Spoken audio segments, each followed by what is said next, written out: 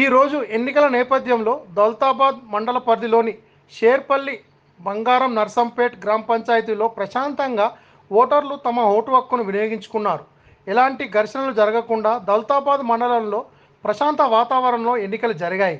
అలాగే BRS party నాయకులు Dakuri Chandram, youth leader Buchi Reddy, Vishnu, కార్యకర్తలు భూపాల్ నరసింహులు, సంజీవులు, స్వామి, సురేష్, మెదక్ పార్లమెంట్ అభ్యర్థి వెంకటరామరెడ్డి 2 లక్షల మెజారిటీతో గెలుస్తారని సంతోషం వ్యక్తం చేశారు.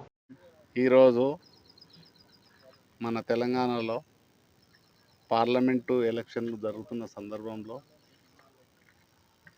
మనకు ఇంతకుముందు ఎమ్మెల్యే ఎలక్షన్లు అయినాయి.